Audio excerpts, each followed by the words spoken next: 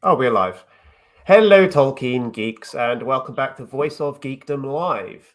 I'm your host, Dan, and with me today are Johnny and Dave from the Melonheads, aka the Council of Elrond podcast. Hello. Thanks for having us on.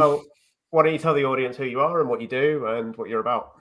Let's start with Dave and go clockwise. Yeah, sure. Well, I'm Dave, and down there is my brother Johnny. We're collectively known as the Melonheads, and we've been doing a podcast for well over a year now, probably a year and a half, and it's been pretty fun. On the show, we aim to provide as much Tolkien information behind the scenes, lore, movie discussions, also Rings of Power, because that's coming soon. So we're getting very excited about that. So we talk about all about that kind of stuff. But basically, it's a show that you don't feel too inundated with complex Silmarillion stuff, because we leave that to the likes of Dan here and Helen and some other amazing channels. But it's more of a fun, entertaining place where the listeners can just join myself and Johnny for conversations as we teach each other cool Middle Earth things and have easygoing discussions and such. But yeah, Johnny. Yeah, exactly.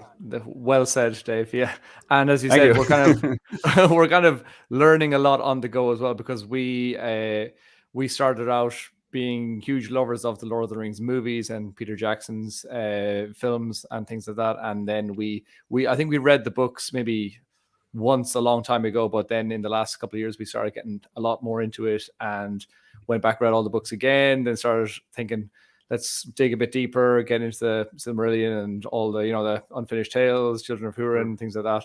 And just also discovering lots of other YouTubers and podcasters and people like that, and really enjoying all the content that people like Dan and all the others provide, because they're really, really top quality YouTubers, and it's really, really good content. And yeah, so long story short, that if you're looking for a Tolkien podcast that mixes a bit of lore and deep dives, but also more lighthearted and entertainment. And well, we're going to be honest, we don't know as much as a lot of these other people. But we do have a good time there. And so come over and join us on the Council of Elrond podcast, and now on YouTube as well. And on Twitter, we are there. The Melonheads are melon_heads. So you can check us out there as well. Yeah, I was on your first episode on YouTube, wasn't I? I think. Yes, that's right. That's right. Yeah, a while back, and that was into the Rings of Power trailer, which was fun. Yeah, well, again, you helped us. Yeah, exactly. You kind of helped and encouraged us to get that going on YouTube, so that was actually really good. So it was kind of a spur of the moment type of thing. We just we were doing a podcast, but we recorded the screen. Just I don't even remember why we decided to do that, and then we just decided, hey, let's. I think. Yeah, maybe as a backup, and then it worked out brilliantly. So we have to give a big thank you to you as well for that. Yeah, my pleasure. It was fun. You gave me a chance to redeem myself from my instant reaction video where I got everything wrong, so it was fun. For those who were expecting to see Helen with us tonight as well, unfortunately she was taken a little bit ill at the last minute. Nothing serious, but she was just feeling tired. So I said to her, just we'll do without her tonight, and hopefully she'll be back at some point in the future. I did say on the Patreon and so on that she'd be a guest, but unfortunately she won't be with us tonight. But yeah, it's great to have you both on. I see I'm going to respond to some of the chats. Just say hello to some of the people that have turned up. I see we've got Mark Sheeser again, who's one of the regulars from the live streams. It's been a while since I've done a live stream, but whenever I do them, I see the same people show up on queue, which is really cool. I've missed you all, actually. It's been a while. Again, the last live stream I've done was after the trailer. It was the same day that we did that podcast. Wow. Wow. We've got my friends. We've got my friends Erin and Kate and Danny, Kelly. Some great comments. I see anywho there. That's a important person to me. So right. I think that's your other half, isn't it? Yeah. Yes, indeed.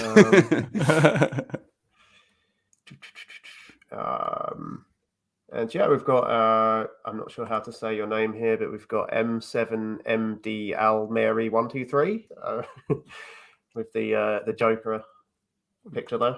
Very cool image. We've got 5, 6, 7, 8. The Girl Almighty. This is a cool name. Yeah, people are saying Helen needs her rest and hope she feels better soon. I'm sure she'd appreciate that. And we've got my good friend John. John, how are you doing? Enjoy your dinner, my friend. John. Cool. Some of these people I'm going to be seeing next month, actually.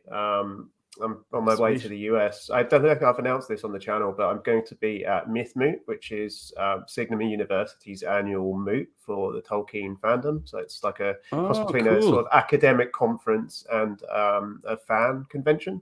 Awesome. So I'll be there in Washington, DC at the end of June. And some of these people in the chat I'm going to be seeing in the course of that trip as well, which is going to be awesome.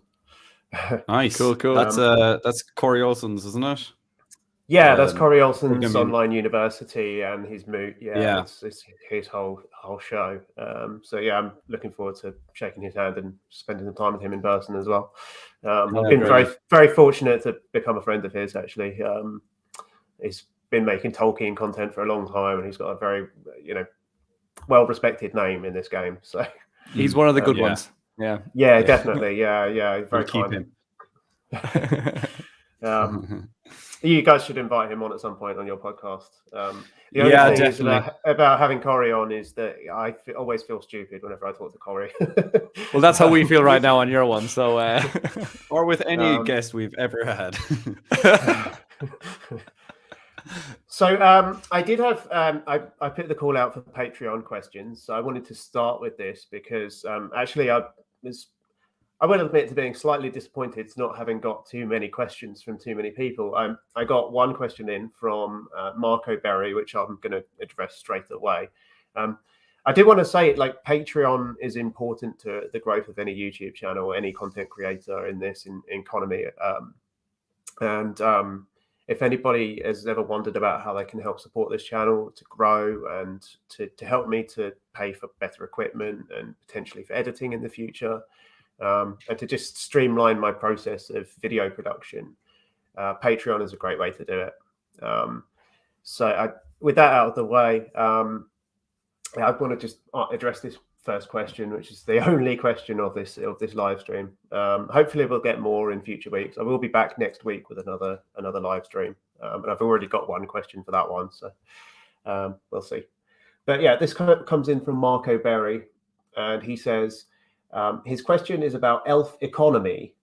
Were there farmers or miners who built things? Was there poverty? It's a pretty general question, but I want to know your thoughts on some of the minutiae of the elf world. I thought this was quite a good question in a way to talk about. We're talking about warriors today as we get into the main topic today, but I thought this was quite a good question to accompany that in a way, because it's kind of, it's important to recognize that that the wars and the fighting and the combat isn't actually the main theme of Tolkien. Although the stories are about war, the main themes are about society and bravery and courage and all of those things that come from all parts of society. And so I like this question because it gives us a chance to just say, yes, there are other people involved in Middle-earth and in the world. And the elves, to get into specifics, the elves they're an idealized society, I would say. So I wouldn't imagine there to be poverty. Tolkien never talks about poverty anywhere in any of his works, really, not directly. There is clearly a class system, like within the Shire, for instance. And I would say within Elvish society as well, we see like the royal families of the Noldor and the Sindar in the Silmarillion. So there is a kind of hierarchical structure to their society, but Tolkien never tells us that, people are struggling for their next meal or that kind of thing. He never really talks about, the side effects of the wars and the people that are affected and displaced by them. It's not really a topic that he talks about a lot. I don't see that poverty is a big theme, which is, it's something that he did sort of leave out. And also, it has to be said, the economics of the societies within Middle-earth is one of the things that he kind of left out of his world building. Really, it's probably the only thing. I mean, when you think about Tolkien's world building, he put time into thinking about the languages, of course, the calendars, the geography, the etymologies. Like, there's so much depth and history there, but he never really put too much thought into the way that the economy works. We finally found one thing that he left out. Yeah, exactly. So it's just, yeah, it's something that he didn't really spend a lot of time developing. As far as farmers, like, obviously, clearly there was an agricultural element to Elvish society. I mean, if you think about Gondolin, for example, in the First Age, Gondolin was a closed country, basically. So they had to be self-sufficient. So there had to be farming within the plain that the city was, on the hill, the hill of Tumladen in the middle there. So it's just a case of, yes, there were these different roles and different jobs that happened in Elvish society, but it's kind of they're just not as developed. Gondolin, in the Gondolin stuff, Tolkien tells us about mining a little bit, because he does talk about Maeglin in his storyline. When he first comes to Gondolin, he introduces the people to like new mining processes and new ore deposits, and he's very kind of, it's part of his story. As a part of his story, he develops the mining around the city. So from his story, we know that mining took place in that valley. As far as the Noldor in general, I mean, they were into construction and masonry and all that.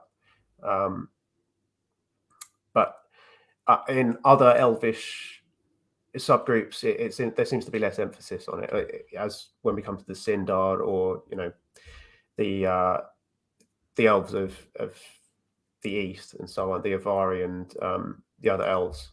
So yeah, it varies from group to group. I feel like I'm waffling here a little bit, because there's just not too much to talk about in terms of the economics of Elvish society. It's quite a vague general question, and it's hard to sort of grab onto something there to pick out. Yeah, like we know. Did you guys have any thoughts on this? You go ahead, John. I was just going to say that it is difficult to pinpoint anything exactly, and as you said, it's because Tolkien didn't really go into any like exact specifics on that situation. But we do know that, like within the world of the elves, that there were definitely individuals who had different sorts of strengths, and we know that some people were gifted in different areas than others, and some people were really strong at like making crafts and smithing and things like that, and others were, as we're going to look at today, others were the warriors, and there were people that were just more learned in different areas. So we should just assume that there were people that that was their strength, and that they were just involved in I mean, look at how well Galadriel cultivates the gardens in Lothlorien. Surely some people are, of the same ilk as Galadriel, and they'll be really interested in creating, like, in growing, maybe if it's crops or if it's just for beauty. We should assume that there would be people that have that sort of interest in the world of elves as well. But yeah, it's a difficult one to find any exact examples. What Tolkien talks about and romanticizes like the craft of producing food rather than like the industry of agriculture, But that has to exist in order for the society to exist. But it's not part of his world building style to emphasize that, if that makes sense. Or his language style, just the way that he writes. You can't imagine him going into a chapter on, how people were baking bread and people like elves were mining in the fields, or mining underground and harvesting in the fields. It just doesn't seem right. So I thought you were going to say you can't imagine Tolkien talking about trees or something. I was like, oh man, I don't think he barely mentioned the word tree in any of his books. He wasn't a fan of the trees. Yeah, I don't. When you think of the word poverty and elves, it just doesn't seem to match at all. And as far as talking about their older structures, myself and Johnny were actually talking about in a recent episode how they were helped by dwarves before everything fell into ruin in their relationship. I believe the dwarves helped build the city of Menegroth. That's right. Yeah. It was a King Thingol's city. So just from hearing that, you kind of think of the dwarves being the workers for the elves, and the elves being the majestical kind of magical creatures that kind of tell them what to do. Outsourcing all of that kind of labor. Exactly. Yeah. Outsourced labor to dwarves. That seems to be the way the elves work. And the door of Moria as well. Maybe they're the only things that were ever built in tandem between elves and dwarves. But there's just two examples, ancient examples as well. Yeah, so I think we'll draw a line onto that. But thank you for the question, Marco. We appreciate it, and it's a good place to start from. I just want to echo this comment here as well from my moderator, Kelly, just saying for all those unable to contribute to Patreon, we appreciate your time and showing up. Yeah, of course, naturally, that goes without saying. The best way that you can support me without money is to share this content and to introduce a friend to this channel, because that still helps the channel to grow, and that's important too. But yeah, I just want to thank you all for coming as well. But without further ado, I think we'll get into our top 10 lists. You guys did a combined list. I asked for you to do a combined list. Was there any disagreement between the two of you over which characters to pick? Always. There was disagreement before we even started talking about the characters. There was not really. We had kind of honorable mentions, and I think we both kind of fell on the same 5 or 6-ish. I think we had about maybe 7 in our combined list that were the same, and we were pretty happy with those. And then out of the other remaining ones, it took us quite a while to actually narrow down who deserved to be on it and who didn't. And it wasn't any disagreement; it was just more. I was thinking, oh, maybe your guy is more worthy than my guy, and whatever. So it was, but we got there in the end. Right. Yeah, I didn't have anybody to debate this with, but I still managed to kind of disagree with myself. I was going over, it's same as you guys. Like the people that you have to leave out are the hard ones, aren't they? I have a short list of honourable mentions here, so I'm just going to whiz through them here. Turgon, the king of Gondolin, who wasn't really known overall for his fighting skills, but he was an awesome character, and he has an awesome moment where he turns up at the Near Knife or Noidiad, which I think I looked at this in terms of heroic deeds that these characters have done, and also just like their power level, like how powerful and skilled are they. So those are my 2 criteria. I don't know how you guys kind of looked at it. Our criteria and also kind of like the X factor of like rule of cool is also important as well. So there was that to think about. But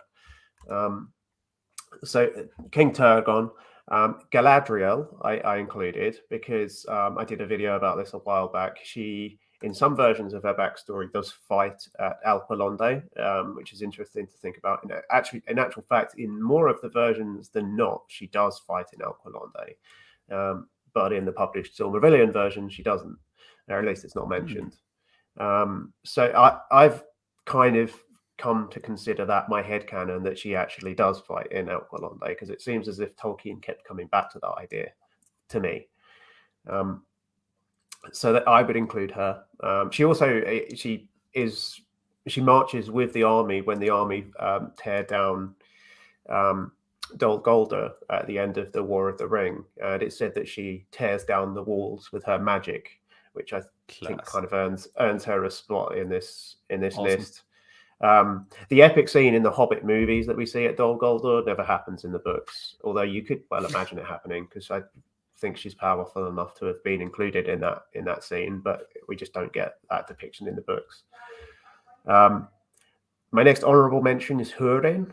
Has an epic moment in the Silmarillion where he's fighting off like hundreds of orcs and then shouting out his catchphrase with each one that he hews with his axe.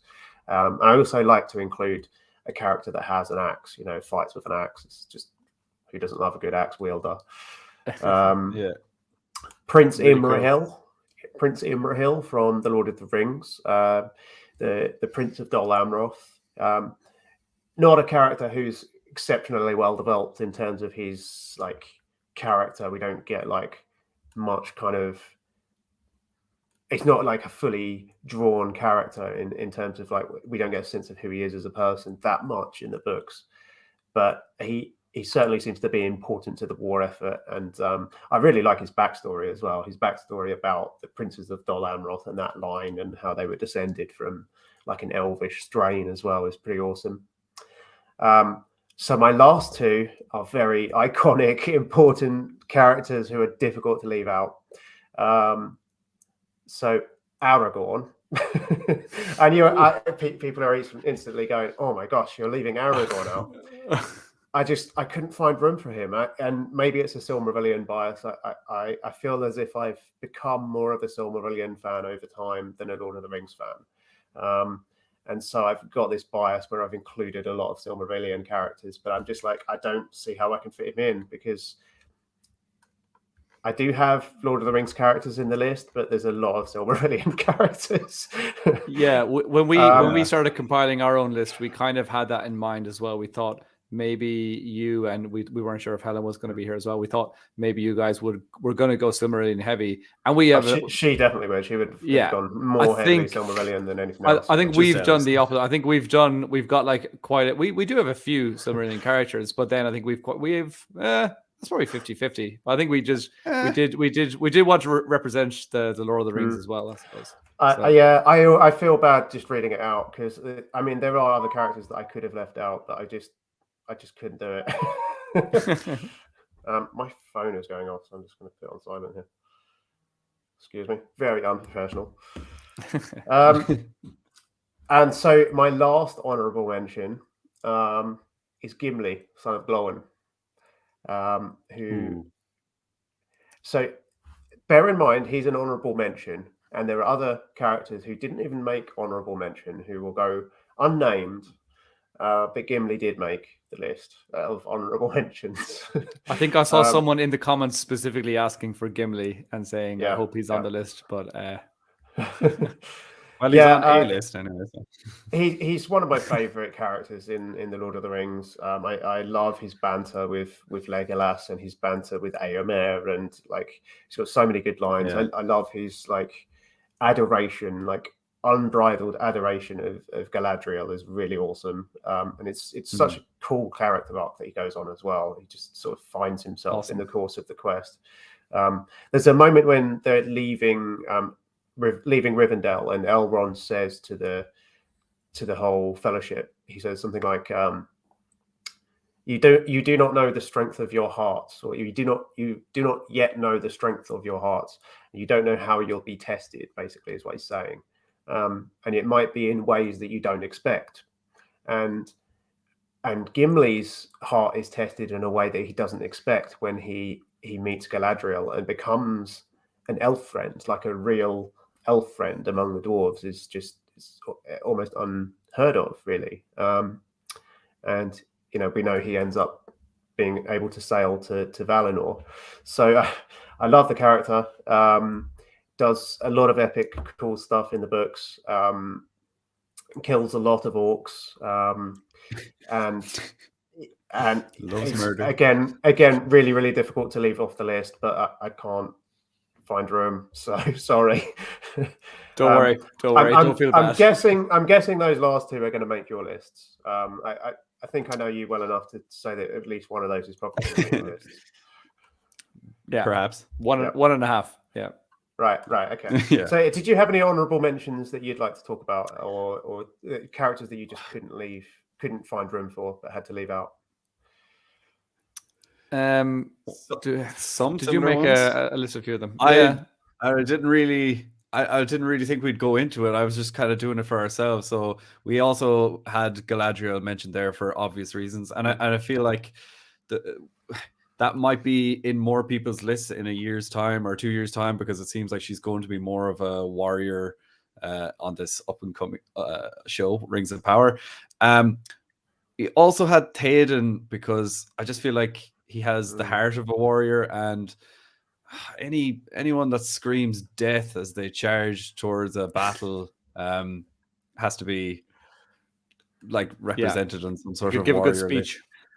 Yeah, and then there was also Eowyn as well, because like, you know, she's good. She's good. Which And then kingdom? as a joke, I wrote down Tauriel, but Oh gosh, I'm glad you didn't. Yeah, I had Ecthelion as well. Was an honorable mention, I suppose. Right, Ecthelion, from the Silmarillion. Yeah, not the Steward of Gondor, I'm assuming. Not the Steward of Gondor. No, right. No, the guy that built the tower. Denethor's dad. Yeah. Yeah. So I'm saying not that one. Yeah, because Ecthelion, Denethor's dad, was the one that he loved Thorongil, who was Aragorn, more than he loved Denethor, and so you kind of see where you can. Yeah, who wouldn't? Yeah, but you can kind of see where Denethor gets that kind of. I don't know. That's where he gets the chip on his shoulder, maybe. Okay, yeah, all good options. I can see that. Yeah, some of those I might have thought about as well. We'll get into the list. Sure. So my actually, before we get going, I will just say, if I do want to respond to the chat as much as I possibly can, I will be keeping an eye on it for sure. My moderators will be keeping an eye on it. I might stop looking at this guy's messages.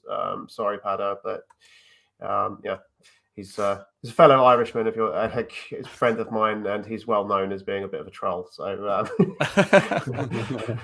no, he's a good guy. Yeah, so I will be following the chat, but if you do want to get your comment highlighted and instantly read out, super chats are a great way to do that. So any contribution will be massively appreciated and considered, and it will be read out as a priority as soon as possible. So we'll be keeping an eye on those as well. So yeah, without further ado, let's get into our top 10. So my 10 is Fingon. Fingon, the elder brother of Turgon, elder brother of Aradel, the eldest son of Fingolfin. He's best known and remembered for his heroic rescue of Maidros towards the beginning of the Silmarillion, chapter 13.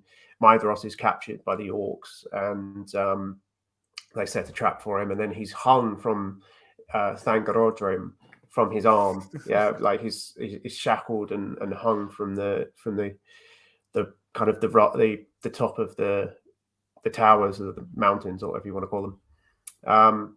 So it's epic scene, and he does this kind of like rescue mission where it's a solo mission, and he just like kind of goes off on his own, and he sings this song of uniting, that a song of Valinor that kind of travels up, and Maidros hears it, and then he tries to free him, and then the eagles are involved. It's an epic story. It's just a few paragraphs in the Silmarillion, but it's one of my favorite parts. Certainly of the middle section of the Silmarillion, it's maybe my favorite part, actually. If chapters 12 through to like 15, it's one of the best moments in the book. And he was known as Fingon the Valiant, which kind of says it all, really. So he's my 10. I really kind of wanted to maybe include an extra Lord of the Rings character, but I had to fit him in somehow because I just really like this character. How about you guys? Who was your 10? Dead right. First, I just saw this comment here saying, really, that Ecthelion only gets on the honorable mentions list. I think myself and Johnny's list don't go by who are the best warriors, but they're kind of our best warriors, or maybe our favorites, or most loved warriors. Yeah, yes, there's no set criteria here. It's just literally like, of course, who do we feel like talking about? Yeah, I think when it came between Ecthelion and some of the characters on our list, we would rather talk about others. And the first one, our number 10, would actually be someone on your honorable mentions list, which is actually Prince Emerhil of Dalamrath. Cool. So I think I think for his short little appearance in the book, he makes a great impact. And I think everyone knows about how Gandalf rode out to save Faramir and the men from the Nazgul, but it was also Prince Emerhil that was brave enough to join him. Unfortunately, he couldn't stop Denethor from sending Faramir out again to almost die, but he did. He was the one to take out the poisonous arrow out of Faramir and carry him up through the city up to Denethor. And he obviously played an important role at the Battle of Minas Tirith. And he was also, alongside Gandalf, inspiring the men, encouraging them to keep fighting. Again, these are like a lot of traits that people know of Gandalf. Like, oh, Gandalf was the real, I don't know, general of the Gondorians' army. But I think just Prince Emerhil was a really good asset to have at that battle, and he was quite important. Definitely. And you mentioned as well how he was the descendant of both elves and Númenóreans, so that's pretty cool. Warrior-esque there. He's also did he kind of help save Éowyn, or he was the one that noticed that she was still alive? And yeah, he was admired by loads, including Legolas and Gimli. And I have a quote here that says, "That is a fair lord and a great captain of men," said Legolas. "If Gondor has such men still in these days of fading, great must have been its glory in the days of its rising." So I think that's a very cool quote about Prince Emerhil, which kind of sums up his character in a little bit. So yeah, number 10. Cool. Yeah, Legolas was a fan, so you can't say much more than that. Yeah, exactly. Cool. All right. Yeah, he was close to making my list. I probably would have picked some of the other bigger Lord of the Rings characters before him, but I definitely, of course, favorite. Yeah. He's a favorite minor character, I would say, in the Lord of the Rings, and definitely a brave warrior. So my next pick was one of your honorable mentions. It's Éowyn. Now I slightly went on kind of rule of cool and deeds done as well. Like, what did she achieve? And what did she achieve? Sure. She killed the bloody Witch King of Angmar, which is it's a fairly big deal. It's a huge deal. You have to kind of give her that. And so that was Sauron's general throughout all of the wars from the time that the Nazgul first rose. He was his right-hand man. And she defeated him. Yeah, so we've got Azragal. It could be an honourable mention, actually. Yeah, so I'm looking at the chat here. Yeah, he didn't make my list, but he is definitely awesome. I'm looking forward to covering his little cameo in the Silmarillion when I get to it. Awesome character. I actually didn't fit a dwarf on the list either, so it's really hard because you want to kind of include different people in different groups, but my list is quite Silmarillion centric and elf centric just because they're just the most powerful characters in the Legendarium overall. But yeah, Éowyn was my pick. Great for pick. Number 9. I could maybe have justified putting her a little higher, honestly.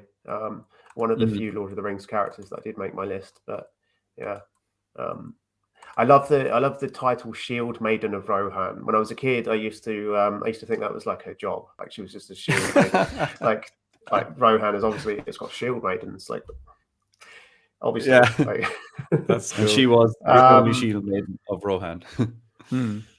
But you're right as well. Like, that shouldn't be downplayed. The fact that she killed the Witch King of Angmar, like, that's absolutely. And like, not only did she kill him, but she just to actually stand in his presence as well is just a ridiculous feat that most people on Middle Earth would not have been able to just even like stand in front of him and not just crumble. No, most people would pee themselves and run away in that situation, and she killed him. Like, killed him stone dead. And there's an element of like.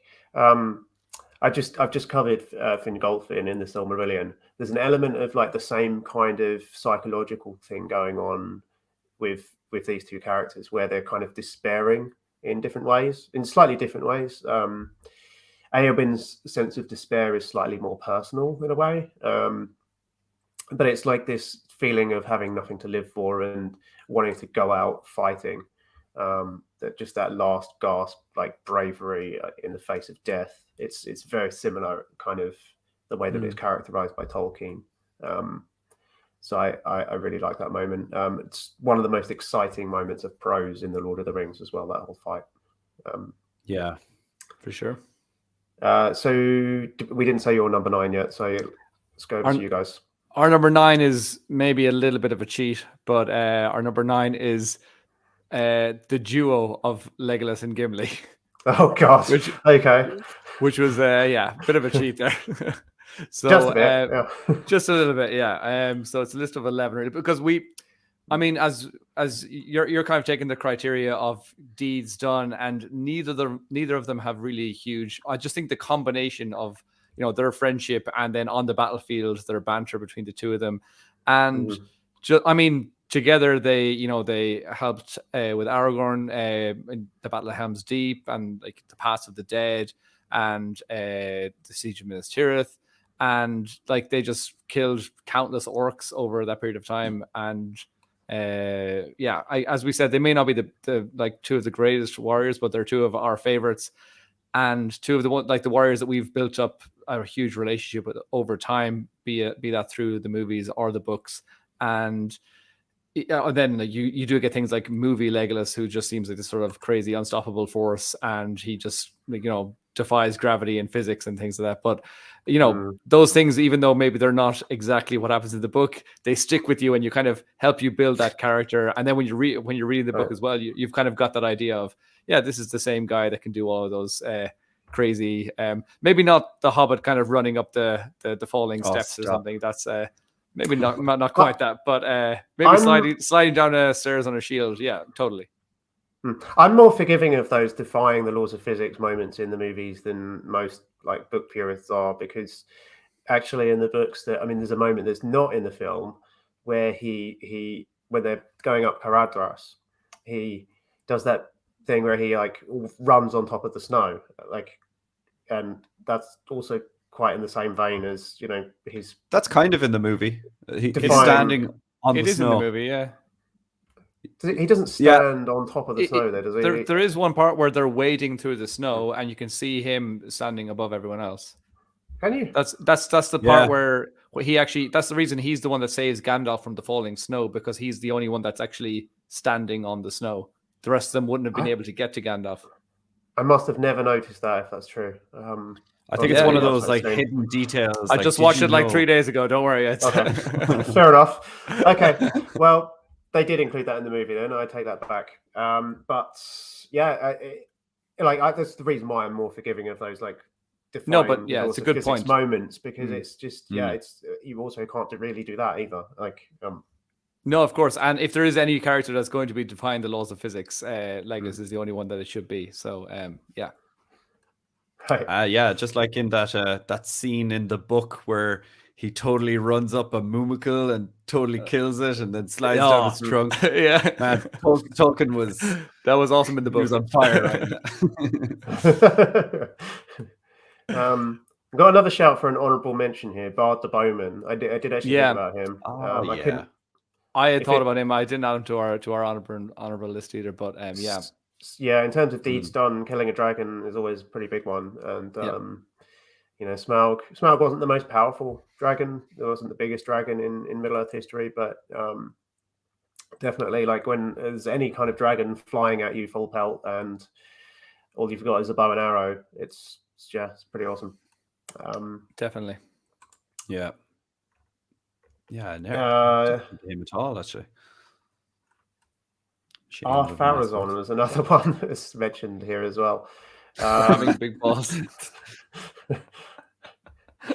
That's an interesting idea. We won't talk about his balls, but he was. But we will see them in the upcoming show.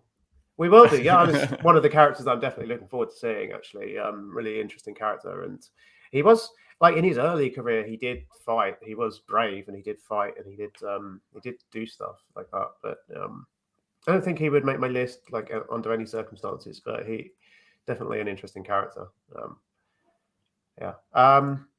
So let's move swiftly on.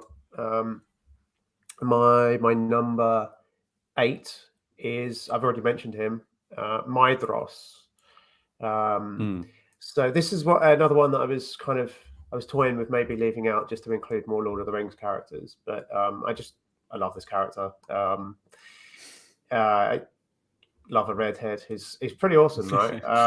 He fought heroically in the Dagor Bragollach, which I've recently covered as well. The description of him there is epic. It's just it's a one-liner really, but it's just, you can just picture him and he's like feeling of wrath from the years of like frustration that he's had from his like imprisonment earlier on in the story, and then he goes on to lead the forces of the Eldar against Morgoth in the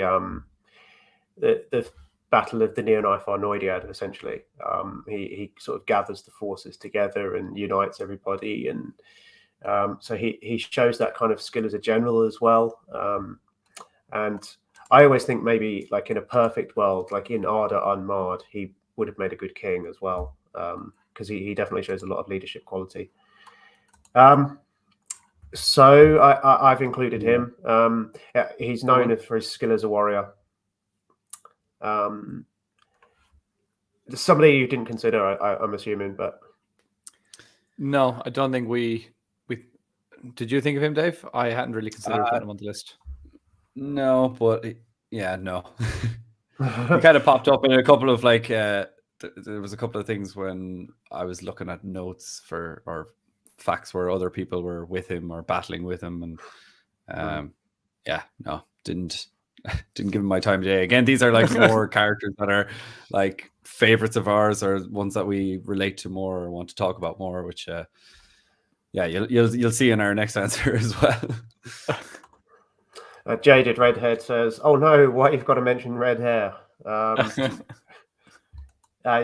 Maidros was also very jaded too. So who was your number 8? Who's your next? Pick? So this is another character that we have talked about on a podcast before, and I think the fact that there's going to be a movie based on this guy, number 8 for us was Helm Hammerhand. And in case anyone doesn't know about the War of the Rohirrim movie that's coming out in 2024, I think. Basically, this guy is a serial killer, boss-ass warrior that is not to be messed with. He's known to leave his castle on his own, stalk his enemies during the long winter, and the long winter that fell on Rohan, and he was clad in white and would just basically kill his enemies with his bare hands. And I think, I'm not sure is this right, but the Dunlendings believed that he would eat people if he couldn't find any food. So he just sounds like a terrifying person. Dunlendings would say that though, wouldn't they? They probably they probably would, but they would probably eat people as well if they couldn't find food. But also he's fond of an insult. He says to Freka, quote, "You have grown big since you were last here, but it is mostly fat, I guess." And that's a cool quote that I like to take away. And there's another one where he insults him again for his largeness by saying, "Freka, your folly has grown with your belly." So I just think these are funny little digs that he gives. Lovely digs, yeah, lovely digs. Shout, and of course, I should have thought about him actually.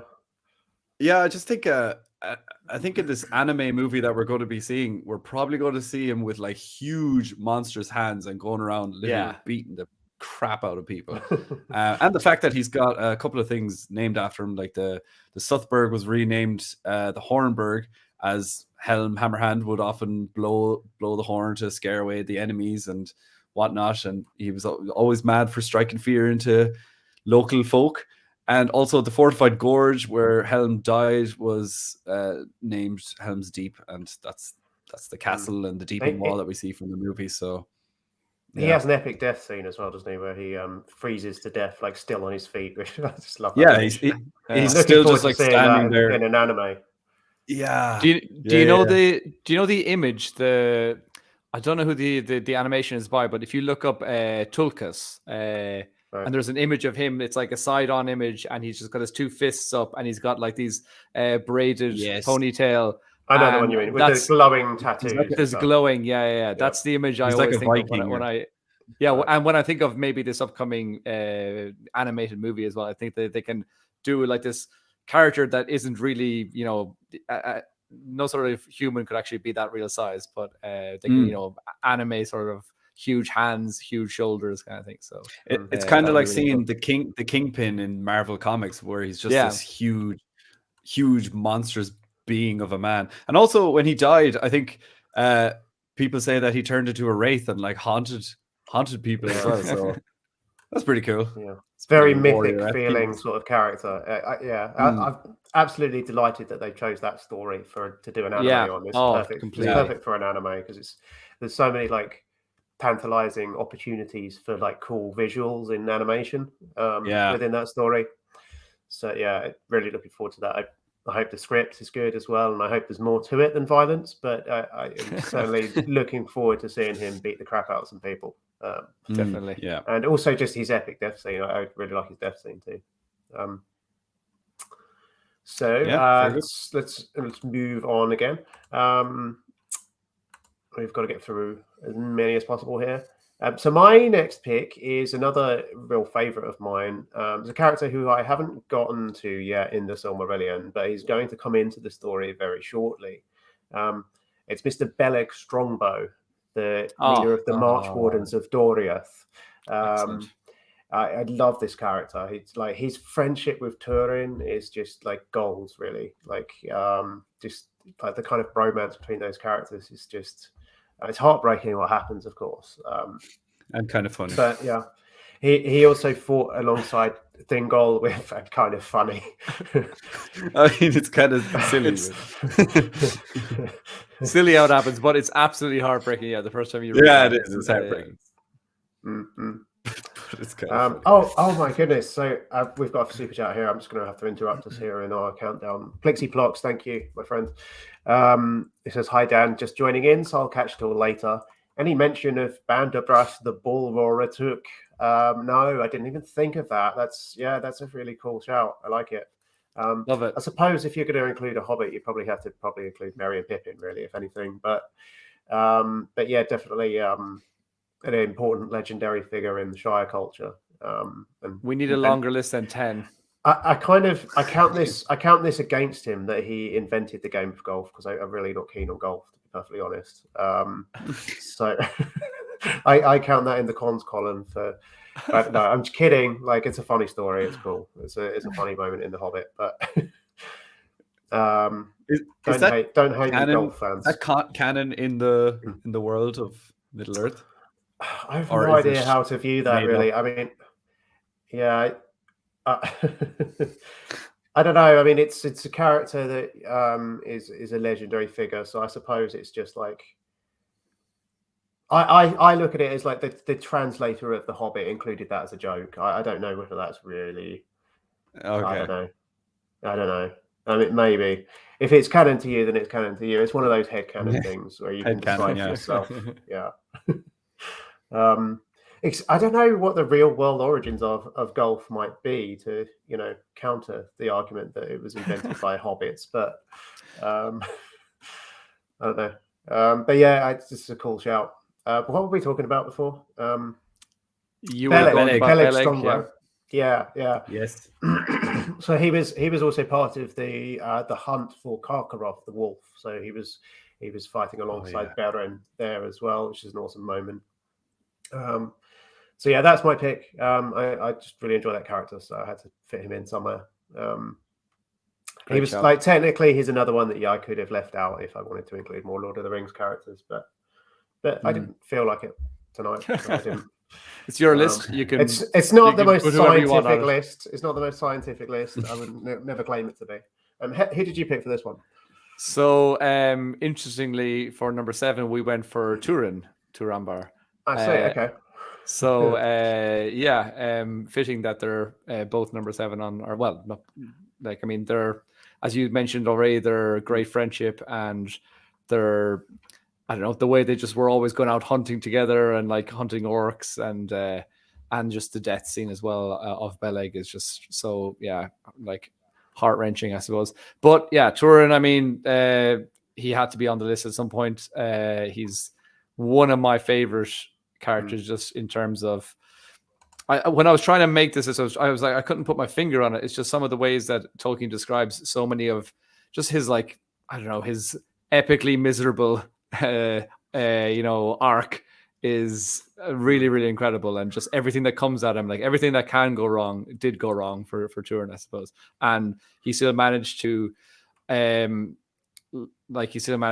of course, kill Glaurung, and like, that's, again, just judging by your criteria of like deeds done, that's going to put you on, like, as we said, killing any dragon, you should be on this type of a top 10 list. So that was incredible as well.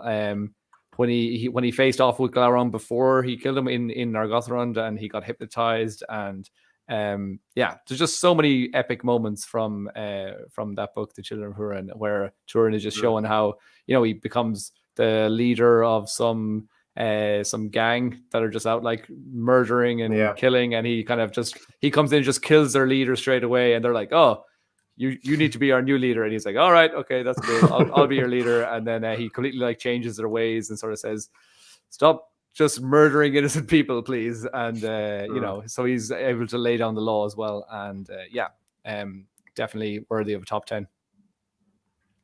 I'm going to apologize. I'm not sure how to pronounce this person's name. I'm going to go with Mkiya, but that's probably horribly off and awfully wrong. But yes, so Turin is coming up early. He's coming up on my list. He's still to come. So I would agree he deserves to be higher. And there's one thing that he did miss out there, but we'll come to that when we. I was leaving it for you. Yeah. I mean, it's a good summary of the story. What a depressing story, by the way. A long time ago, I covered my reading list for Tolkien, with the kind of angle of somebody who's coming into Tolkien, thinking about the Rings of Power show and which books to read. So I did a reading list story video from that perspective, and so I did cover The Children of Hurin and talked about it. And somebody, I remember in the comments, I don't remember who, I'm sorry, but somebody in the comments was like really annoyed with me for not warning people who haven't read it how like depressing The Children of Hurin is, because it needs like a disclaimer before you recommend it to somebody. It probably will make you cry, but it does help you understand the characters more so than the Silmarillion version, and I think that's important. We will cover Turin again in a minute, so we'll move on. My next pick is where do we get to? Bellick is, somebody mentioned him already in the chat. Elendil the Tall, known for defeating Sauron in the Siege of Barad-dûr at the end of the War of the Last Alliance, and obviously, of course, establishing the kingdoms of Gondor and Arnor. Really important historical figure and great warrior. And I think I was thinking about including Aragorn for a long time, and I hadn't even thought of Elendil yet. And then I thought suddenly, Aragorn's kind of like the diet version of Elendil in a way. Like he's overall, he's a more important character, but he even says during the story, "I'm not Elendil. I'm just his heir." I might not be able to do the things that he did, but I'll do my best, kind of, And when I think about that and put it in perspective, I had to include Elendil because I was like, this guy defeated Sauron in personal combat. Mark, we might get to the Gil Gallard, we might not. Wait and see. When you mentioned there that Aragorn says, "I'm not Elendil, I am his heir," there was an interesting point as well, how in the books that's an important factor, and it's not like I'm Isildur's heir, it's I'm Elendil's heir. So in the movies that Peter Jackson made, it was all kind of Aragorn, he's the heir of Isildur, and it's like shame, and this is the guy who ruined everything. And that, whereas in the books very often it's more the case of I'm the heir of Elendil, and everyone's like, oh, that guy, we love him, he was the best. So it's kind of a different sort of perspective that maybe Peter Jackson decided to go with in his movies, where a lot of movie fans might not realize that. It was streamlining the story, wasn't it, for the movie? Yeah. Peter Jackson kind of didn't. I don't think Elendil's ever even named, is he? I think Oh no, there is one moment where Aragorn does shout. Aragorn shouts it, when he jumps off that structure at Emerhil, he shouts it, doesn't he? I think that's the part I'm thinking of. He does it there. I think does he do that Helm's Deep as well? When he jumps into to save it might Gimli. be more than once. Yeah, maybe. Maybe he does it. Yeah, maybe he does it. So yeah, he's shouted as a war cry, but he's never named, and we see him in the flashback sort of scene, at the prologue scene at the beginning of the first movie, but he's never named. So yeah, I had to include him as another character that we will see in the Rings of Power show as well. A character that we haven't seen much of yet, but hopefully in future trailers we will, and certainly when the show comes out we will see this character, so I'm excited to see that. How about you guys? For our number 6, well, actually I just want to reiterate again that this is a favorites list. So yeah, Turin showed up earlier, but this next character is kind of more favorite to both myself and Johnny. We had to include him in the list, and we had to put him up high enough, so it would be Boromir.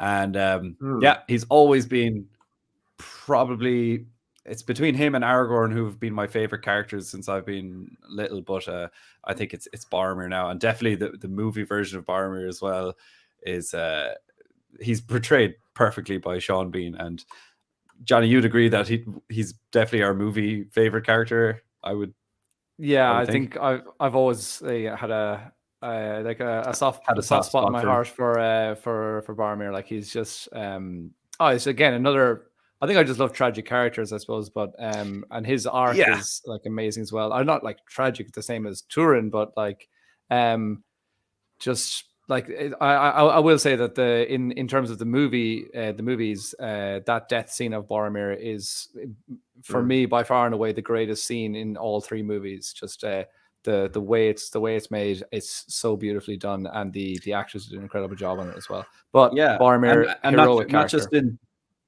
Not just in Peter Jackson's one as well. No, I think the Ralph Bakshi version and the book, obviously, but I think that's the greatest part of like all 3, maybe. In my opinion, I think so. I don't know if I remember that scene from the Bakshi version. I've seen the Bakshi version, but not for a long time. So. Well, if you take away the weird kind of rotoscoping orcs that are killing him, I think it's a really, and the fact that neither of them are wearing trousers. Oh well, yeah, and the orcs look like demons, and like shadowy demons with red eyes. But I still think I still think what comes across is his valor and bravery when he's trying to save Merry and Pippin, and just the fact that he admits his wrongs as well to Aragorn just before he dies. It's always been impressive to me, kind of just showing his honor, his nobility, and the fact that he's not keeping any secrets. And you know, I feel like I'm tearing up just thinking about that scene. But yeah, Boromir, he's definitely one of the greatest warriors of men, especially. So he is our number 6. Mark Sheeser here is saying that In Deep Geek made a video 3 days ago titled "Isildur did nothing wrong." I think I did see that pop up in my feed, but I didn't watch it. I shall have to check that out. If that's aimed at me a moment ago, saying that in the movies they refer to him as the heir of Isildur, I'm not saying that he did anything wrong either. I'm saying that maybe they make it seem like the perception of the general public in the movie version is that Isildur is this big just mess up in general. Sort of like, oh, I can't believe he didn't destroy the ring, even though in reality the general public don't know anything about the ring or don't know anything about like a lot of those types of details. So yeah. Okay, I'm going to do a quick mid-roll. We're halfway through. We've timed this pretty well, actually, because that was number 6, and we're halfway through the stream, roughly. I mean, I tried to aim for 2 hours, roughly. So I'm just gonna run through a few things. I'm currently working on the last part of Chapter 18 of the Silmarillion Explained series, which is Hurin and Huor go to Gondolin is the main part of that last part of the chapter. So I'll be covering that section. So that'll probably be coming out the week after this, so probably midweek next week. And you can look forward to the return of a little bit of voice acting. I'll have Chase is coming back as the voice of Maeglin, and my dad will be voicing Turin. So I got him in the office here to voice that for me. We had to do a few takes to get the Elvish names right with him. Bless him, he was getting so annoyed trying to get it right. It was really cute. But my dad he's a bit of a sort of amateur actor. He likes to act. He's involved in theatre and stuff in the local area where I live. So very nice. He was pleased to do it, and he was the one that read The Hobbit to me when I was a kid. So so that was cool. So yeah, that'll be coming next week. Also next week I'll have another live stream on the Monday. Middle Earth Mondays are back. Possibly not every week, but as often as I can manage to do them, they'll be back. And so I'll be covering the dragons, Tolkien's dragons, just all of them as a general topic. Awesome and topic. my guest will be Carol Brown, who's a friend of mine who some of the people in the chat will know because I've been on panels with her before and so on other channels. She's not a content creator in and of her own self, but she's kind of known within the Song of Ice and Fire community, and she's sort of quite a regular guest on various channels, and I think she's also involved in organising for some of the fan events for Song of Ice and Fire, as far as I'm aware. But yeah, Nice. so she'll be a cool guest to have. I'm looking forward to that. But that's about it for me. How about you guys? Have you got anything coming up? You've been on a little bit of a hiatus, I think, with your podcast. I haven't seen a new podcast come out for a little while.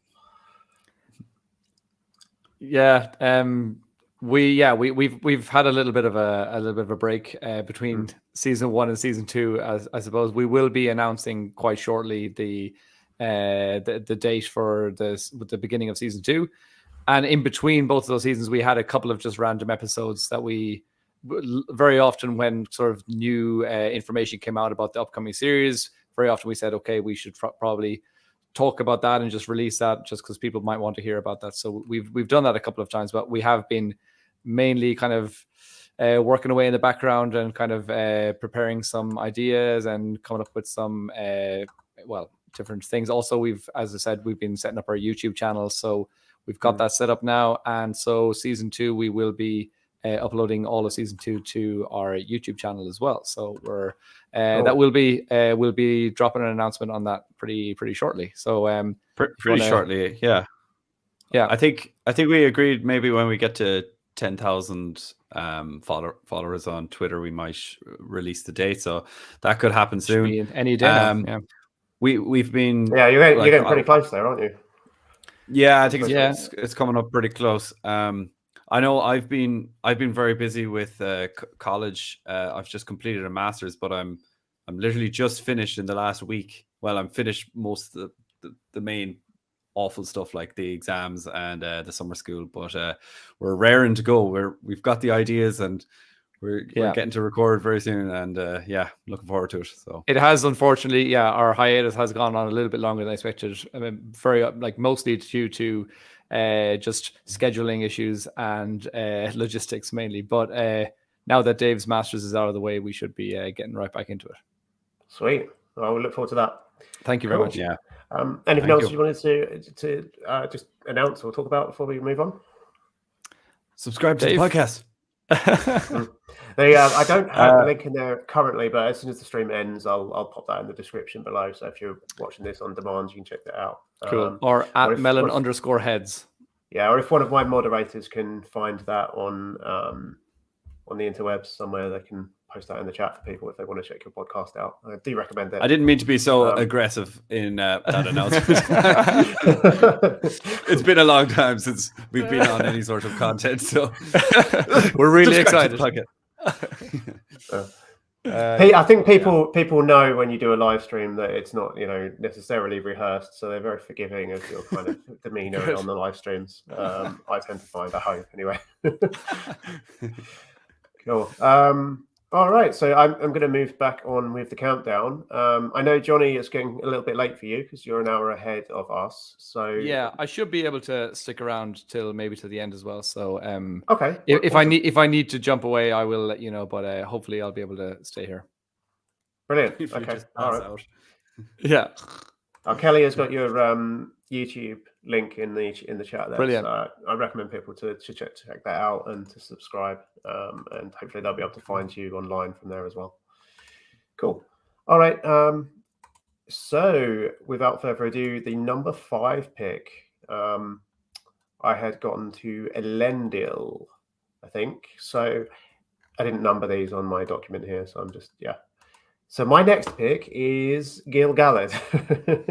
So, I mean, these two, you pair them together, generally speaking. They belong together. I decided to put Gil Gallard ahead of Elendil just because he did more over the course of his whole life. Obviously, he lived a long time. He also fought in the War of the Elves and Sauron, and commanded the forces that drove Sauron out of Eriador in the end. And so I think kind of Elrond was more like the man on the ground, and Gil Gallard was more the general in that whole scenario. But I count that as an extra point in his favour above Elendil, which is why I decided to put him slightly higher.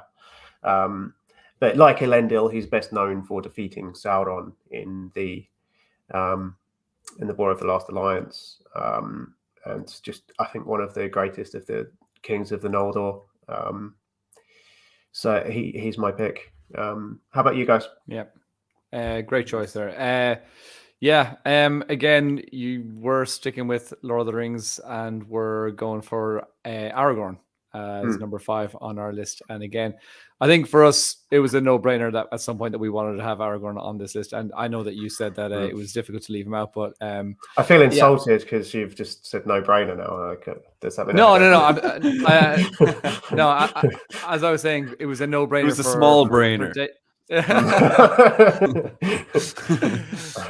For Dave and myself, again, just as I know Dave, I know his picks, and I know that as he said a moment ago when we spoke about Boromir, for us growing up talking about Lord of the Rings, it was always like, who is the greatest between Aragorn or Boromir? And we've always really, had an affiliation with those two characters. And there's so many things to talk about with Aragorn. Obviously, I'm not going to do a deep dive into that character right now, but and everybody knows about all the great deeds. There was one cool deed, or not deed, but just sort of an extra sort of character detail that I did want to speak about, which was just his actual ability as a kind of a battle strategist, where when he was serving Ecthelion in Gondor, and he was at one point took on basically the men of Umbar where we know them with the black sails, and they knew that they kind of posed a great threat, or mainly it was Aragorn that told Ecthelion about these guys and was like, we really need to cut these guys out from the root. And Ecthelion gave him permission to infiltrate, and he took a small group, a small fleet, and they attacked at night, and they burnt the place down, and they basically just won this really important victory with a very small group and with barely any casualties as well. And then after that, instead of traveling back up to Gondor and receiving this hero's welcome, he kind of just on his own sneaks off, and he goes to Minas Tirith not to Minas Tirith. He goes, where does he go? I can't remember. But he, instead of going back to Minas Tirith and receiving this big award and the glory, just all the men go back, and he has to go off. I can't remember, some other important pressing mission. And then everybody's just gutted that Aragorn has not come back, except for Denethor, of course. He's secretly delighted. But that's just one other honorable mention, I suppose, that I wanted to give for one of his cooler deeds one of his cool deeds that I think maybe people don't remember as much about, all the orc slaying and things that go on, and getting the army of the dead to come and join him and things like that. So one thing that goes unnoticed. Yeah, it's a cool bit of backstory. Why on earth did I leave Aragorn off? I can't figure it out. I don't know. I mean, I like all of the people that I included. Everyone you've included so far, unless you've got some bad ones. Yeah, it's been a really good list so far. Yeah, it's been a good list, and I certainly don't want to compare or have our list fight your list because because we're going to win. Yeah, exactly. I don't want to embarrass you. Yeah, you do have Helm Hammerhand on your list as well, so I wouldn't want to. If my list fights your list, I don't know who. I don't know who I'd. I think your list would kick our list. Yeah, or your list could just like run away and hide and outlive our list, and then that's so true actually. Yeah, mine's got a bit of an elvish bias on the whole. That's true. But to be fair, when you're trying to think of the greatest warriors, it's really difficult to look past the elves because I think that's one thing that Dave and I were trying to not do, because it would have been easy just to kind of go, these guys are just by far the best. But we wanted to kind of put a little bit of these guys, we relate to these other characters maybe slightly more than the likes of like Bellick. Actually, that's a great shot. I really like that one as well. Even though maybe he might not go down as that and we didn't have it. Yeah. As in, that's the kind of thing that I think maybe he wouldn't go down as the greatest of warriors. Like, I mean, absolutely incredible warrior, but maybe he might not make other people's top 10s. But again, that's one character that kind of speaks to me as well. And it was a really good shout. We've got an interesting comment here.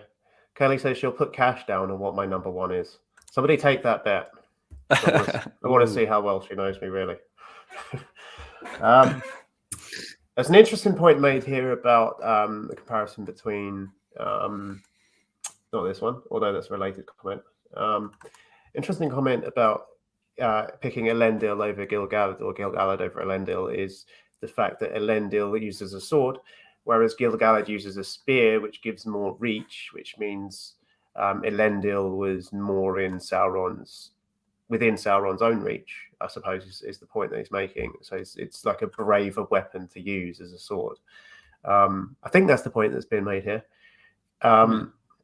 which is intriguing. I mean, I was thinking in terms of like Gil Gallard does more because he fights in other wars, but then, as you say, like that's a bias in and of itself, because how could Elendil have fought in the War of Elves and Sauron, because he was a twinkle in his great grandfather's eye at that point.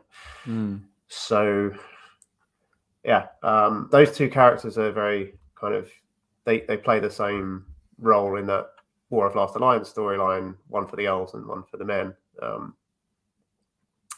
But yeah, I didn't really even think about the style of combat and that sort of. But that's why these conversations are. Weapons. That's why these are such cool conversations, because people will bring up a point that you didn't even think about, and that's a very good point as well. Yeah, how maybe it's the more timid weapon, the not so brave weapon, to just stand back and sticking with the pointy end, I suppose. But I don't know. Maybe it depends on his fighting style with a spear. Maybe he got in close and personal.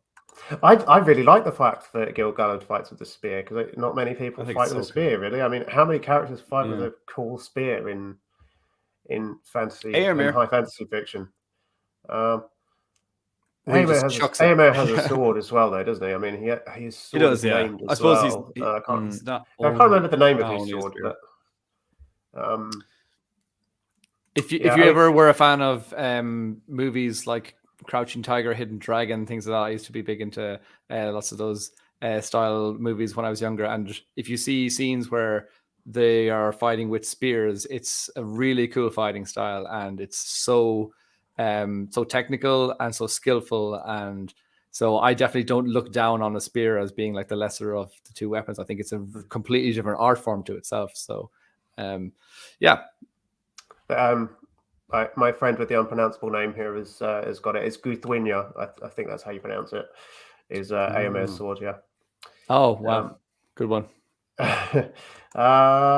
So my next pick, which is my number 4. Yeah, number 4 is he's already been mentioned, Ecthelion.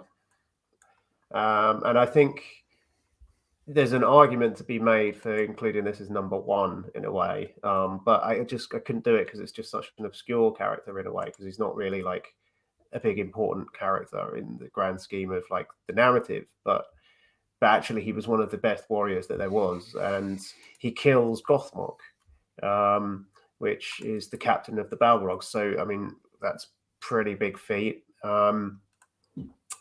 He was the warden of the Great Gate of Gondolin, and the leader of the people of the Fountain.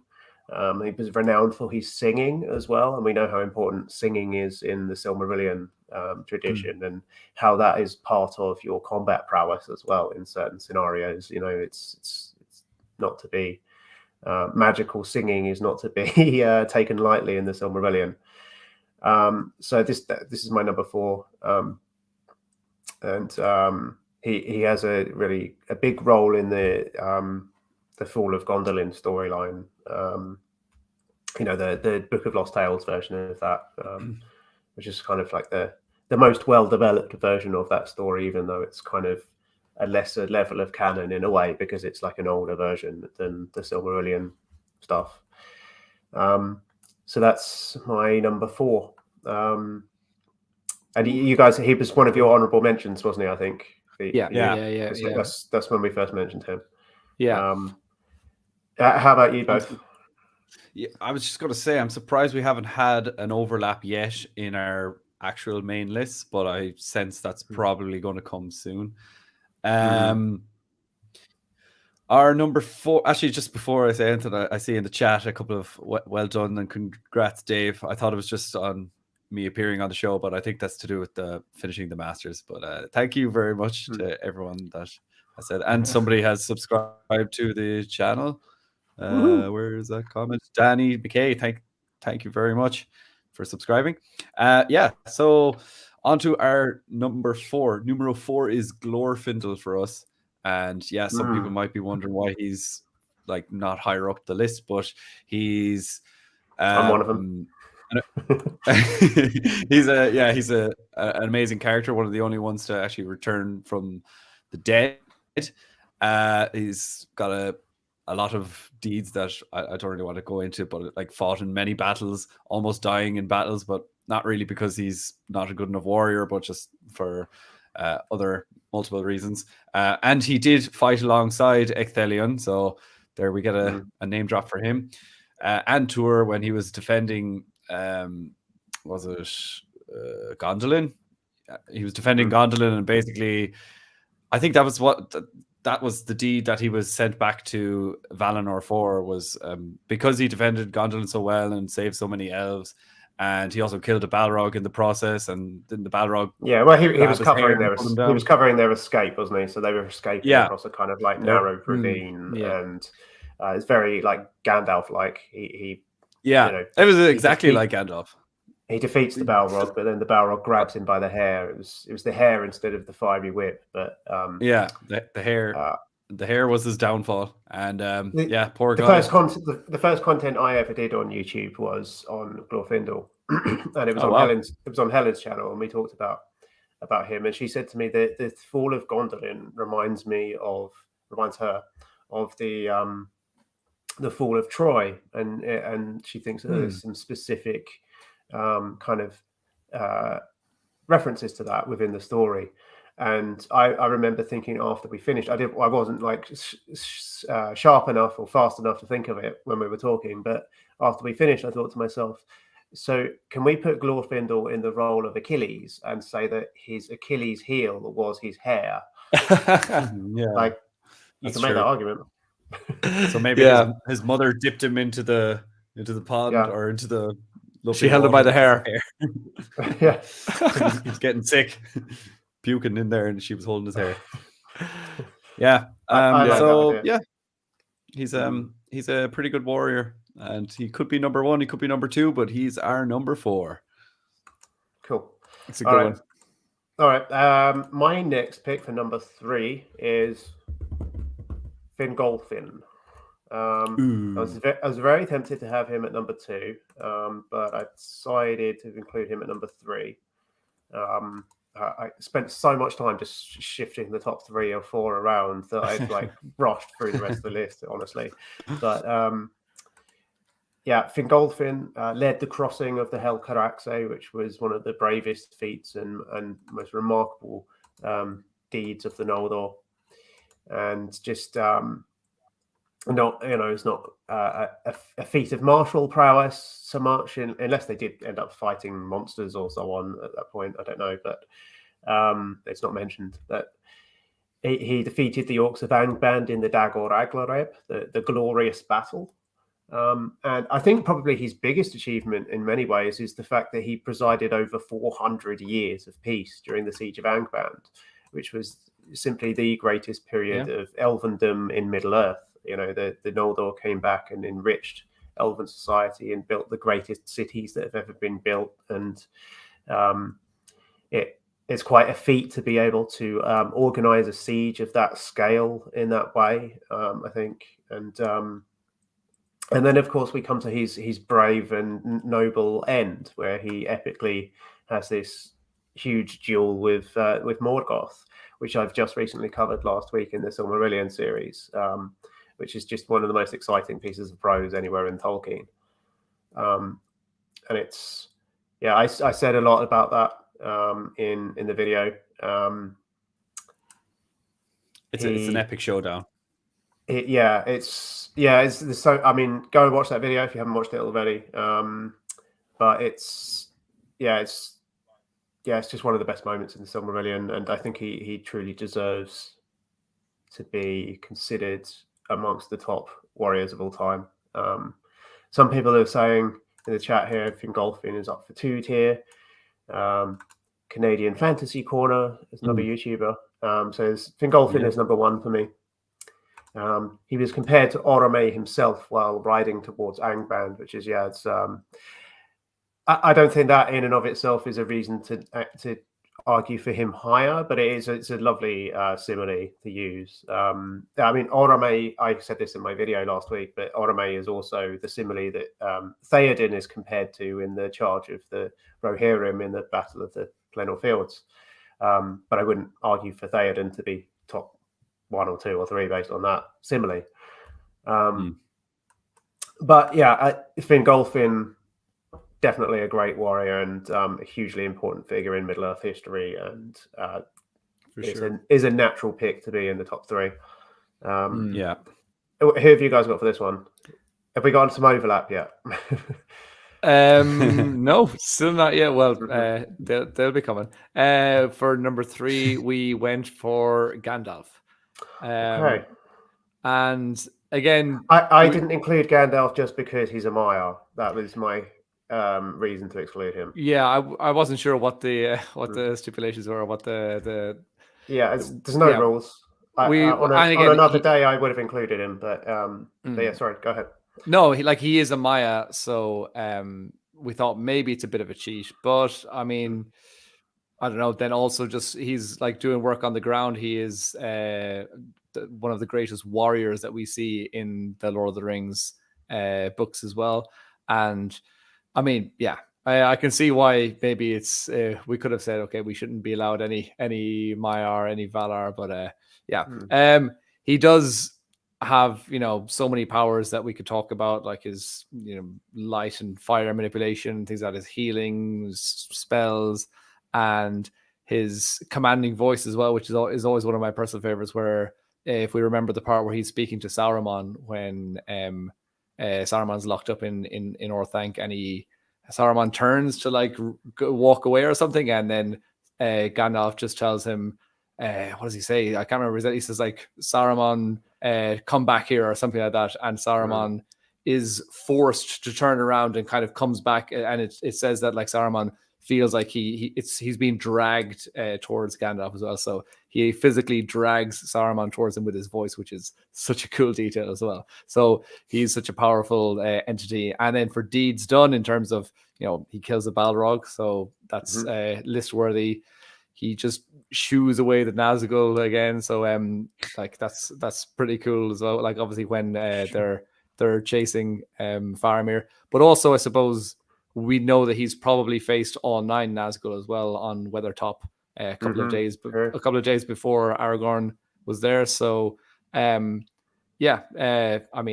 I think undeniably he can be on this list, but again, I understand maybe if we say it's a little bit he's a little bit too powerful to be considered amongst the likes of these others. But yeah, I thought about it. I did write his name down, and I had him in the top 3 or 4. And then I thought to myself, well, if I include him, I've got to include Eonwë and people like that, like Valar and Maiar.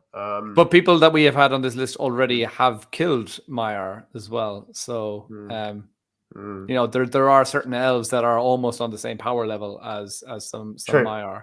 Yeah, I don't think there's there's a direct like hierarchy of this group of people is more powerful than this group of people because of their race. I think there's a lot of overlap actually. I think there is, of course. There are minor Maiar spirits who can be beaten by very powerful elves and even sort of less powerful elves, and there's overlap there in the power levels. It's not as if sure. Maiar should be necessarily excluded. I think and also we should say Gandalf, of course, is he's incarnated. He's not a disembodied Maiar who can shapeshift. He's an Istari who has been given an incarnated body. He comes back and he's like nearly indestructible when he's Gandalf the White, and so he's got all these superpowers and whatnot, but he's less powerful than he might be in his purer form. True, of course, and he even defeats the Balrog as Gandalf the Grey. So, which is his, as you said, Gandalf the White was just a completely different beast altogether. But Gandalf the Grey even was able to do that. So, and I would slightly disagree with you that I would say, for me, I feel like there is a hierarchy of power. And I would imagine that in general, but then there would be outliers to each of those things. So there would be the Maiar, for me, are above the elves as just a more powerful race, but the outliers of the best of the elves, and then the weakest of the Maiar, there will be an overlap there. So, but I think in general, we probably could, again, I don't know. That's just according to my, what I've come to believe. My headcanon, I suppose. Yeah. Also, if we look at like Glorfindle, I know he's an elf, but technically when he's kind of brought back, he's granted gifts of almost Maiar level powers. So you could kind of say he's an emissary for the Valar. So he's also another being that's not really like, what is he? Who is he? He's an elf. But is he really? He does come back with superpowers. That is true. Yeah. And it's kind of maybe it's a little disingenuous for me to say here's a list of powerful people, but I'm not going to leave this particular one off because he's too powerful. But I kind of just decided to arbitrarily draw the line at Maiar. No, and I mean that's cool. We, like as I said, I'm kind of glad that you just said do the top 10 and you didn't really give us too many like guidelines. Or I'm kind of glad because now we can actually have these kind of other discussions. So that's kind of cool as well. Cool. Okay. My next character on my list here is oh, I've missed one. You know what? I've missed one. Ooh. So I don't think it matters too much because I moved these two back and forth between. I thought I decided that I left them the wrong way around, but yeah. My next pick. I'm going to say this is like joint 2 with Fingolfin, who was my number 3 here. My next pick is Turin Turanbar. We already talked about him. You already had him on your list. I think number 7 was yours. So he's now my number 2 because I've accidentally swapped him around with Fingolfin, but it's because I swapped them around so often when I was trying to make my mind up.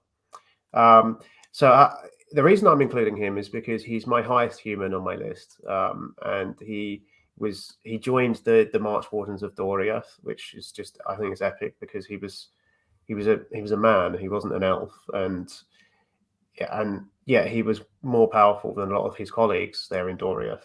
His contemporaries and so on. He led that band of outlaws. I think you called them a gang earlier, like the Middle Earth Crips or something. Like and from the Amon Ruth. He led the defense against Glaurung in the sack of Nargothrond and led the men of Brethil later on, and then he killed Glaurung the dragon. Killed him through a feat of like sneakiness, guile, really, rather than a full-on assault. But that was clever. I respect cunningness in a warrior like that. And the one thing that you guys didn't say when we covered him earlier on is that some say that he is destined to defeat Morgoth in the last battle in the Dagor Dagarath. And so that was why I featured him a little bit higher on my list, because I just thought, for me, that's a role that they've saved for him because he is that important and epic, and the fact that he could beat Morgoth in the last battle like that is just it's tempting to place him even higher than 2 or 3, just because for that fact alone. Yeah, I didn't include that because I wasn't sure if that was complete canon. It is to me. It is to you, right? Okay, well that's all that counts.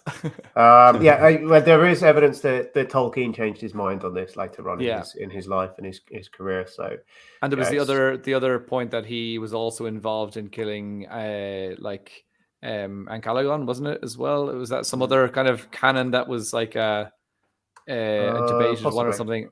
I think. I mean, in the published Silmarillion, Ancalagon is defeated by Elendil. Yeah, exactly. There's something else that I'd not even considered actually. He was on our maybe we didn't mention him. He was on our whatever was it called it, our honorable mentions. He was. I think we kind of came up with the honorable mentions after we listed about 40 different characters, and then we're like, quick, throw down some honorable mentions, put in Tauriel. So there was a couple of other things that I was just trying to think of. I was thinking back on Turin and I was looking things up, and I saw a couple of those things. There was obviously what you said, dimensions, that he's supposed to, in the final battle, defeat Morgoth. And so, like, I mean, if that is then canon, and if you're saying, in my opinion, it is. The last battle is mentioned several times in the Silmarillion, so I've always considered it part of my personal canon. I just like the idea of it. And it's also said that he's like one of the constellations in the sky is supposed to be like a depiction of Turin, which is cool. Awesome. Cool. I think anyway. Yeah, I think. Well, Dave and I kind of just put this list. It's also kind of difficult to put a list together when you're not in the same room as someone and you're kind of texting over and back, or you're calling quickly, or you're saying like one or two things. So we didn't really the numbers wasn't really we didn't really debate it too highly. And as I said, when I thought of the greatest warriors, I think Turin was one of the first names that just came to mind. So he definitely is. We're not like he's number 7 and he's definitely not going to be higher, but we're trying to find a place for him amongst our list, and that's where we got him in the end. But he made the top 10, so calm down, folks. Don't worry, it's all okay. So how about you guys for number 2?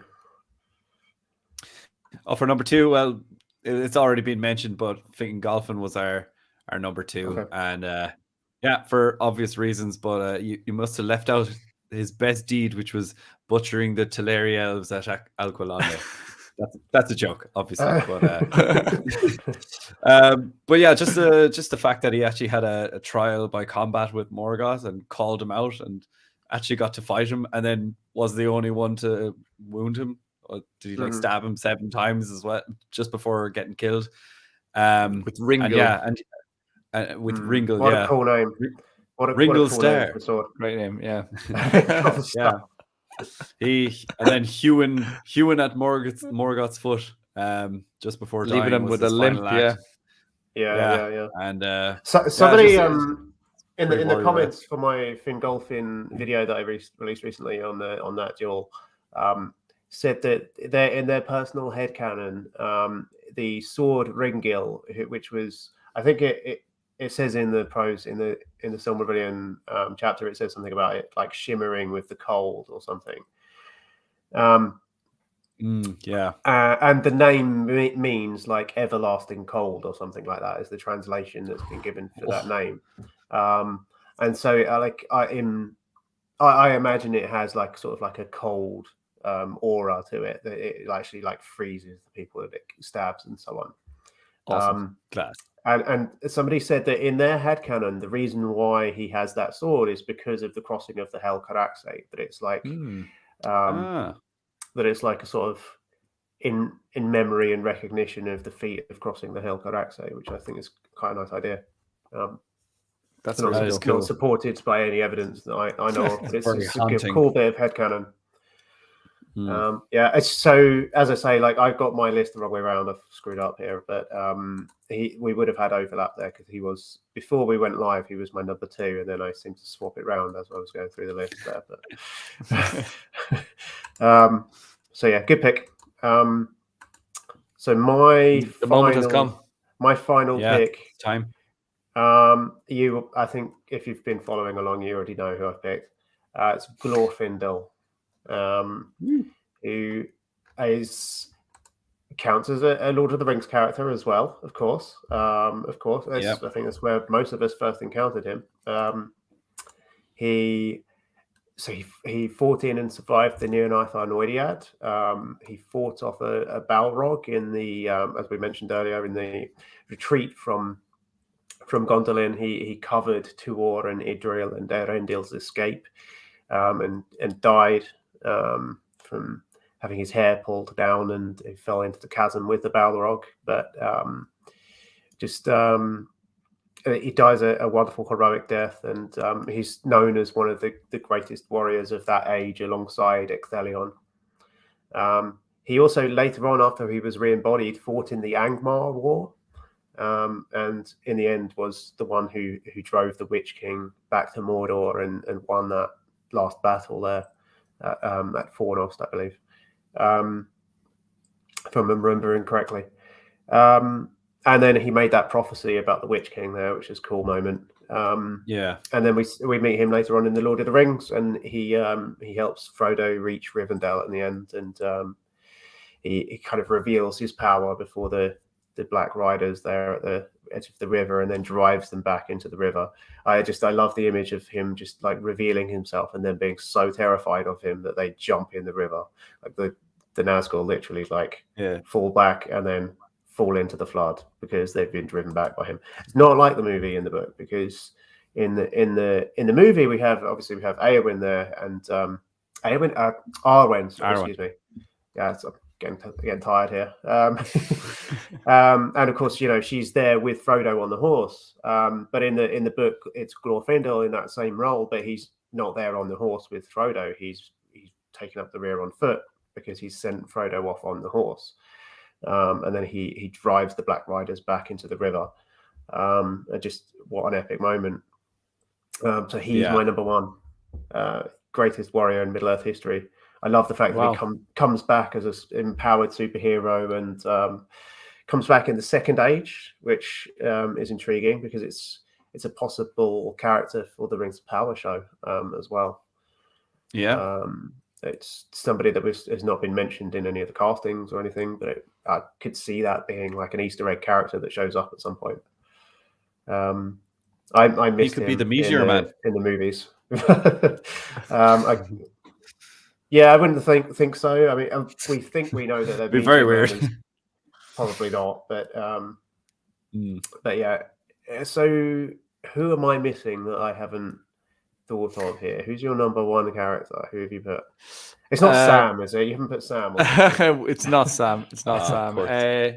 Could be a little bit left field, but our number one we said was Feanor. Okay. Again, I mean, there's a quote that I was going to read from the Silmarillion, which is, "For Feanor was the mightiest in all parts of the body and the mind, in valor, in endurance, in beauty, in understanding, in skill, in strength, and in subtlety alike, of all the children of Iluvatar, and bright flame was in him."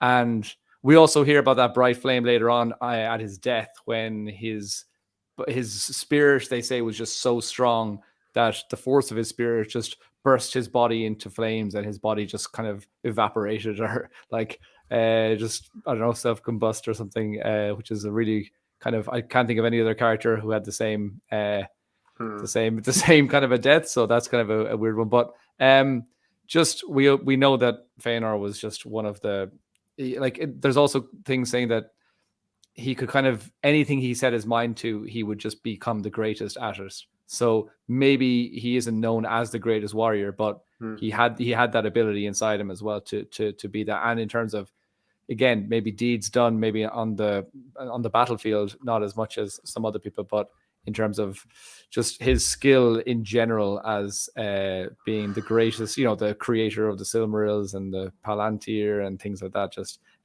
also, he was completely ruthless, which I believe is also a quality. If you were if you want to have a general leading you to battle, obviously the Kingslaying was a horrible thing, but he took a ruthless decision and he went for it. And he got also just the way that he was able to speak and like rally up the crowds and get all the people on his side as well.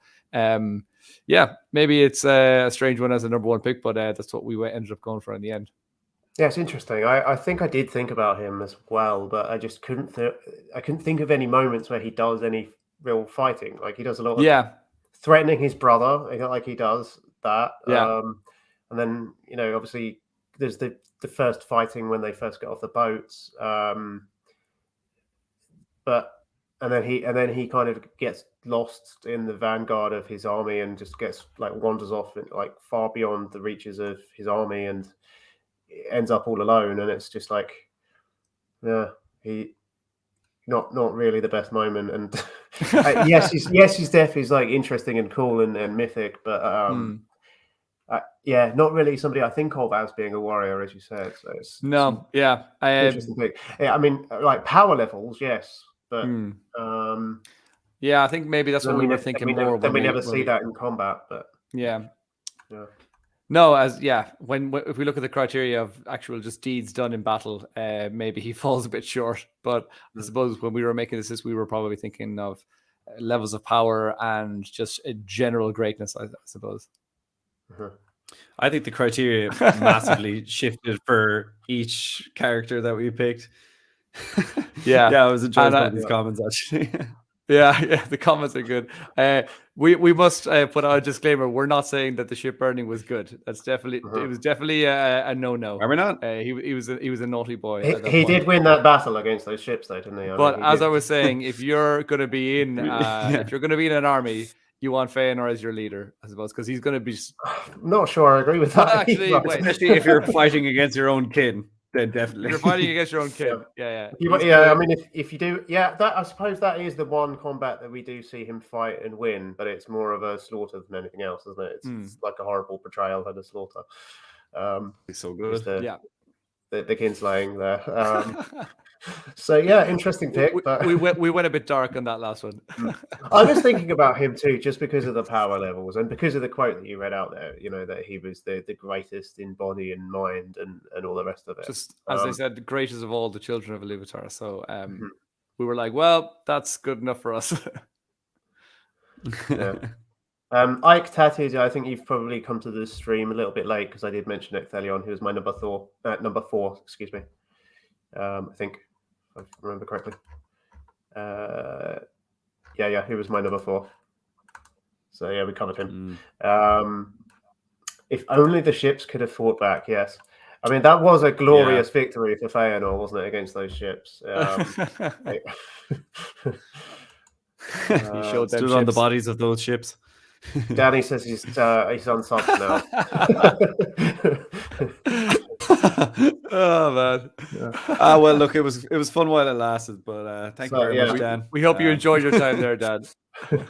So yeah, that was a fun conversation though. It's always interesting to see what people's ideas are about different characters and how we sort of rank things in our mind is like it's sort of quite a complex amalgamation of different factors. It's like which passages in the books do we enjoy and what do we kind of remember strongly, and also how do we imagine them to be able to match up against other characters in terms of like their skill in combat and power levels and all the rest of it.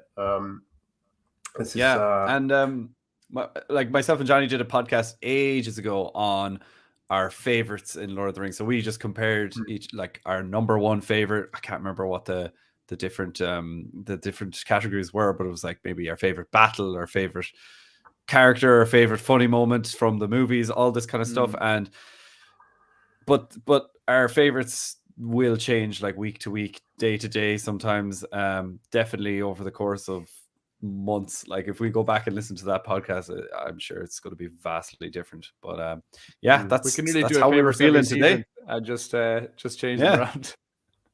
Yeah, we could. Cool. All right. I'll probably wrap things up pretty quickly now. We've come in towards midnight here in the UK.